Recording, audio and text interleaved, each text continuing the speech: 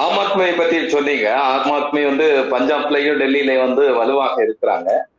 அதே மாதிரியான சிக்கல்கள் வந்து கம்யூனிஸ்டுகள்லயும் இருக்குல்ல சார். இப்போ கேரளத்திலே வந்து எதிரெதிர் அணியாக இருக்கக்கூடிய கம்யூனிஸ்டும் காங்கிரஸும் வந்து இந்தியா கூட்டணின்னு வரும்போது அவங்க சேர்ந்து செயல்படுறாங்க. கொள்கை கட்சிகள் சரிங்களா, அந்த கொள்கை தான் அவங்களுக்கு முக்கியம். சோ இப்போ அவங்களுக்கு முக்கியமான விஷயம் இந்தியாவை காப்பாற்றணும்.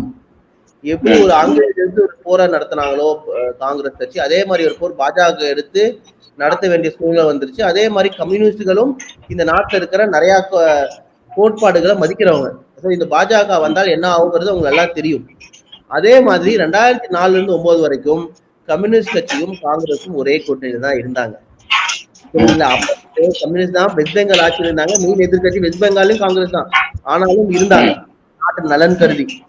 ஒரு சில சின்ன சின்ன வேறுபாடுகள் இருந்தது. பட் ஆனா ஓவராலா நம்ம கூட்டணியில தான் இருந்தாங்க கம்யூனிஸ்ட் கட்சிக்கு. ஸோ அதனால அது ஒன்றும் நமக்கு பிரச்சனை இல்லை. அது லோக்கல் காங்கிரஸ்க்கும் லோக்கல் கம்யூனிஸ்ட் நடக்கிற விஷயம். நேஷனல் காங்கிரஸ்க்கும் இல்ல கம்யூனிஸ்டோட நேஷனல் ஆர்முக்கும் எந்த பிரச்சனையுமே இருக்காது. இந்தியன் நேஷனல் காங்கிரஸ் இஷ்யூ பேஸ் எடுத்து பாருங்க. ஏதாச்சும் ஒரு இஷ்யூ வந்து அவங்க அகைன்ஸ்டா ஓட் போட்டுருக்காங்க, நமக்கு அகைன்ஸ்டா போயிருக்காங்களா? நாடு ஒரு தேர்தல்,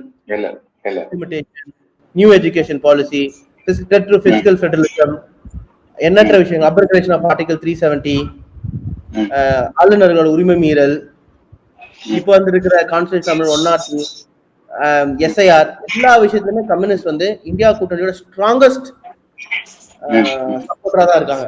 லோக்கல்ல கேரளால உங்களுக்கு லோக்கல் இஷ்யூஸ் இதெல்லாம் மாநிலம் வருமோ அவங்க ரெண்டு பேரும் அதை மக்கள்கிட்ட எடுத்துட்டு போவாங்க. அதான் ஜனநாயகம்.